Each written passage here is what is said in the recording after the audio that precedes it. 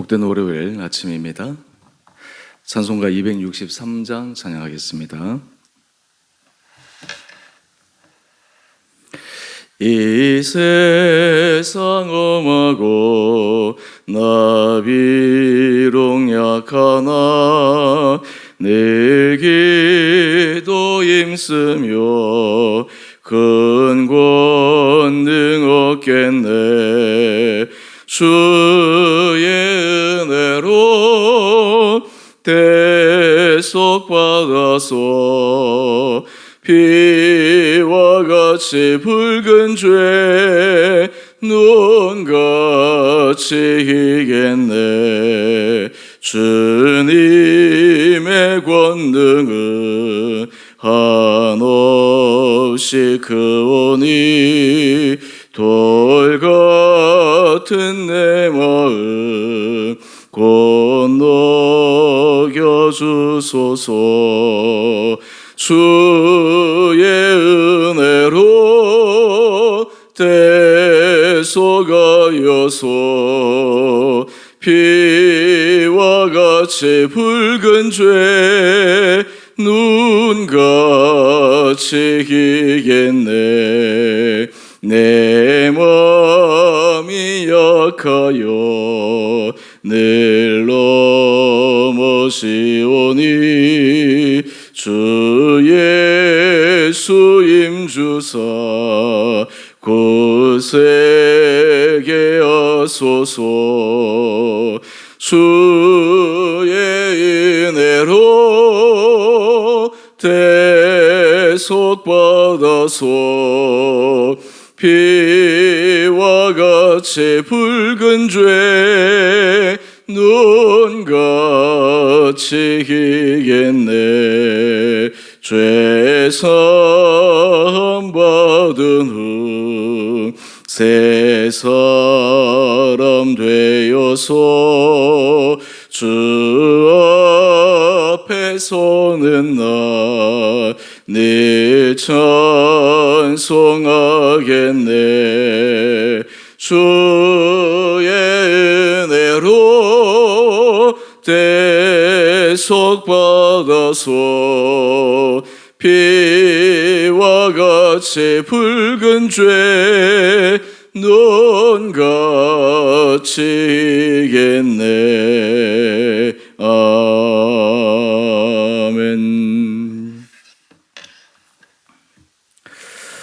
오늘 말씀은 열왕기하 8장 16절에서 29절까지입니다. 이스라엘의 왕 아합의 아들 요람 제5년에 여호사밧이 유다의 왕이었을 때에 유다의 왕 여호사밧의 아들 여호람이 왕이 되니라.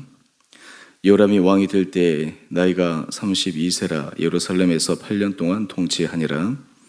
그가 이스라엘 왕들의 길을 가서 아합의 집과 같이 하였으니 이는 아합의 딸이 그의 아내가 되었음이라.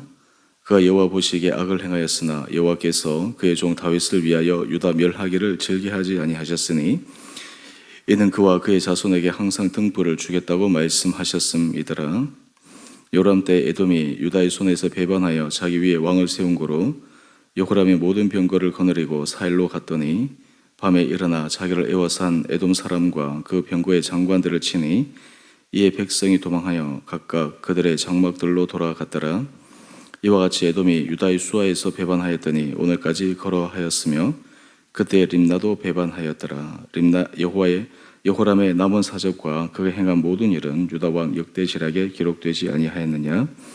요람이 그의 조상들과 함께 잠에 그의 조상들과 함께 다윗성에 장사되고 그의 아들 아하시야가 대신하여 왕이 되니라. 이스라엘의 왕 아합의 아들 요람 제12년에 유다 왕 요람의 아들 아하시야가 왕이 되니 아하시야가 왕이 될 때에 나이가 22세라 예루살렘에서 1년을 통치하니라. 그의 어머니 이름은 아달랴라. 이스라엘의 왕 오므리의 손녀이더라. 아하시야가 아합의 집 길로 행하여 아합의 집과 같이 여호와 보시기에 악을 행하였으니 그는 아합의 집의 사위가 되었음이러라. 그가 아합의 아들 요람과 함께 길랄 라못으로 가서 아람 왕 하사엘과 더불어 싸우더니 아람 사람들이 요람에게 부상을 입힌지라. 요람 왕이 아람 왕 하사엘과 싸울 때에 라마에서 아람 사람에게 당한 부상을 치료하려 하여 이스라엘로 돌아왔더라. 유다의 왕 요람의 아들 아시아가 아합의 아들 요람을 보기 위하여 내려갔으니 이는 그에게 병이 생겼음이더라. 아멘. 좋은 월요일 아침입니다. 하나님께서 우리 사랑하는 성도님들 10년 가운데 새로운 힘과 은혜를 부어주시기를 원합니다. 오늘 말씀은 이스라엘의 여러 왕들 가운데 가장 악한 왕들로 평가받는 오므리 왕과 아합, 이 왕들의 왕조를 오므리 왕조라고 합니다. 또한 이 악한 왕들의 영향을 받아서 남유다의 왕들도 그 악함에 물들어서 함께 타락의 길로 빠져든 참으로 안타까운 역사적 시기가 있었습니다.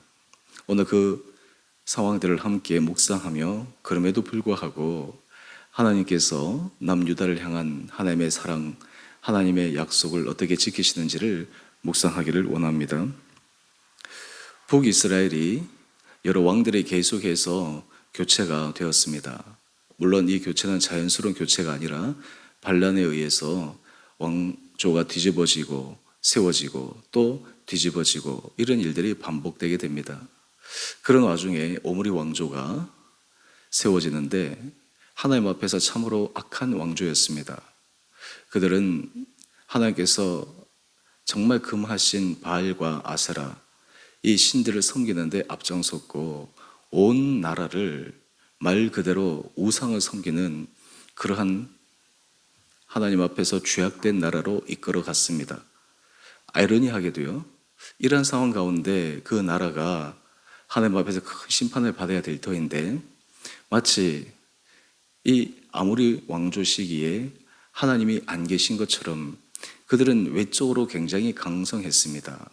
정치적으로도 그러했고 경제적으로도 그러했고 사람이 악한 길로 갈 때 뭔가 문제가 생기고 삶이 피폐해지고 어려워지면 어느 누가 죄악의 길로 계속 가겠습니까? 물론 그럼에도 불구하고 그 죄악의 길에서 빠져나오지 못하는 경우도 종종 있지만 많은 경우에는 자기가 죄악으로 인해서 심각한 삶의 문제와 삶의 어려움이 일어나게 되면 마음 중심에서부터는 거기에서 돌이켜야 되겠다 생각하는 것이 자연스러운 일입니다.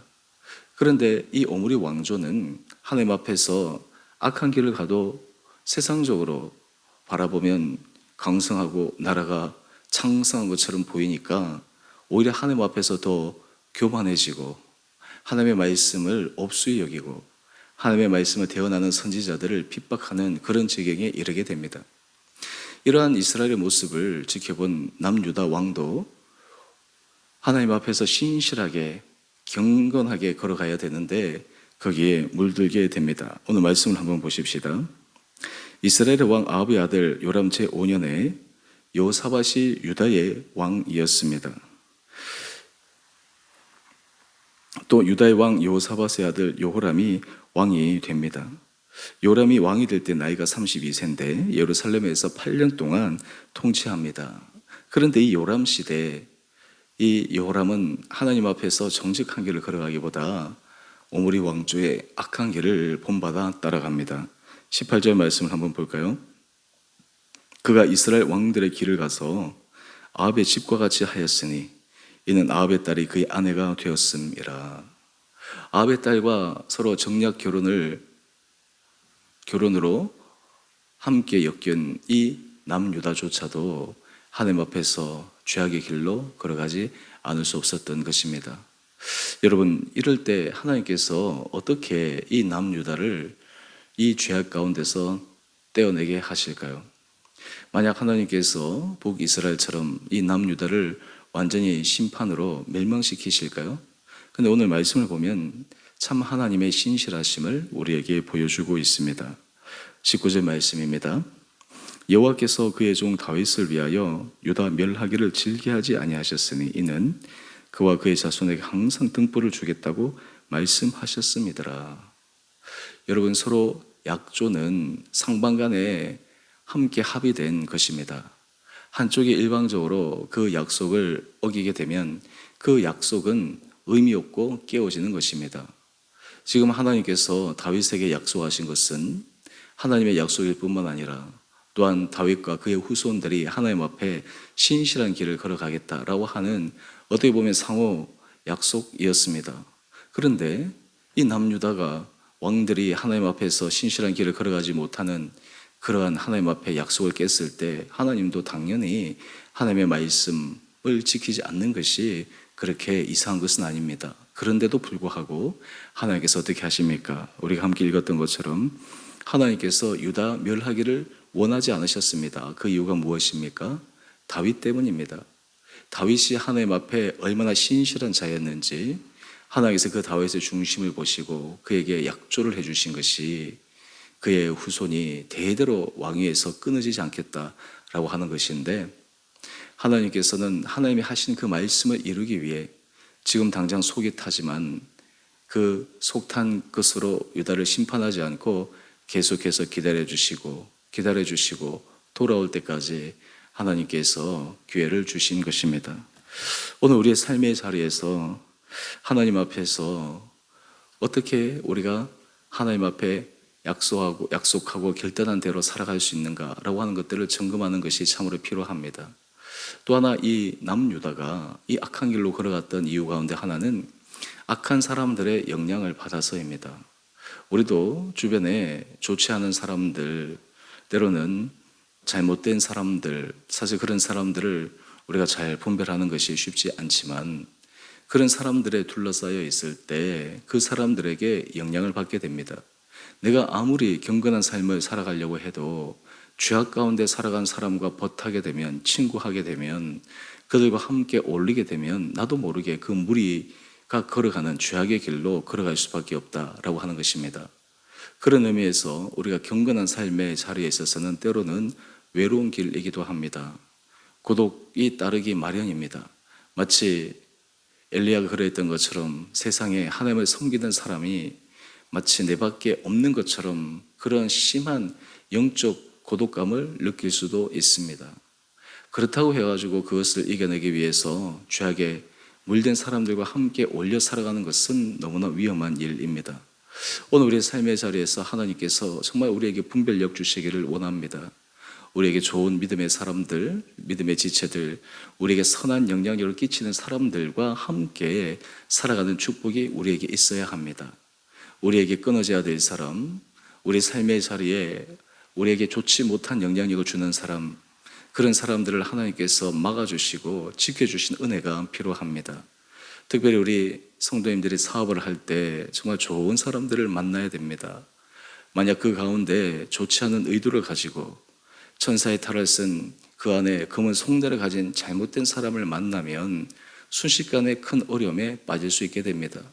그렇기 때문에 우리가 하나님 앞에 기도할 때 하나님, 저에게 신실한 벗, 하나님 앞에 믿음의 아름다운 사람을 저에게 붙여주십시오. 이것이 우리에게 참 중요한 기도가 되어야 합니다. 오늘 이 아침 하나님께서 우리 사랑하는 성도들에게 그런 은혜를 부어주시기를 원합니다. 우리의 인생은 마치 관성의 법칙이 있어서 죄악의 길로 한번 잘못 들어서게 되면 자신도 모르게 계속해서 그 길로 치닫게 됩니다. 반대로 하나님 앞에서 진실하고 정직한 길을 걸어가기로 결단하고 결심하면 하나님께서 그 은혜 문을 계속해서 열어주십니다. 오늘 바라기는 우리 사랑하는 성도들 한 분 한 분들 가운데 하나님의 신실하심을 믿고 날마다 믿음 앞에서 우리가 결단함으로 걸어가는 귀한 한 분 한 분들 될 수 있게 되기를 소망합니다. 우리가 다른 사람들에게 좋은 영향을 받기 위해 좋은 사람들이 주변에 있어야 하는 것처럼 또 상대적으로 우리도 다른 사람에게 믿음의 선한 영향을 끼치기 위해 하나님 앞에서 인정받는 좋은 사람, 다른 사람에게 마음의 믿음의 신실한 도전을 주는 하나님 앞에 경건한 삶의 모습을 살아갈 수 있는 우리 온 축복된 성도들 될 수 있게 되기를 주님 이름으로 축원드립니다. 함께 기도하겠습니다. 사랑의 주님, 오늘 이 아침 말씀 묵상을 통하여 우리 주변에 어떤 사람에 둘러싸여 있는지, 어떤 사람에게 영향을 받는지, 그것이 우리 삶에 얼마나 큰 지대한 영향을 끼치는지를 다시 한번 생각해 봅니다. 주님, 우리의 삶에 필요한 믿음의 사람들을 계속해서 붙여주시고 우리의 삶에 믿음에 선지 못한 그러한 사람들은 자연스럽게 멀어지고 보호하여 주시고 지켜주셔서 우리의 전 삶이 하나님의 은혜 가운데 새로워지는 축복된 인생 되게 하여 주옵소서. 주께서 세우신 주원의 교회를 기억하여 주시고 축복하여 주시고 이 교회가 하나님 앞에서 더 아름다운 교회가 되기 위해 온 성도들의 힘을 모아 일심으로 달려가게 하여 주시옵소서. 그러할 때 우리의 부족함과 때론 우리의 연약함 속에서도 우리를 통해 일하시는 전능하신 하나님을 바라보게 하여 주시고 그로 인해 주 앞에서 기쁨과 감사 넘치는 참으로 축복된 거룩한 교회 공동체 되게 하여 주시기를 우리 사랑하신 예수님 이름으로 감사기도 드리옵나이다. 아멘. 하늘에 계신 우리 아버지, 아버지의 이름을 거룩하게 하시며 아버지 나라가 오게 하시며 아버지의 뜻이 하늘에서와 같이 땅에서도 이루어지게 하소서. 오늘 우리에게 일용할 양식을 주시고 우리가 우리에게 잘못한 사람을 용서하여 준 것 같이 우리의 죄를 용서하여 주시고 우리를 시험에 빠지지 않게 하시고 악에서 구하소서. 나라와 권능과 영광이 영원히 아버지의 것입니다. 아멘. 오늘도 믿음 안에서 승리하시는 복된 하루 되시기를 바랍니다.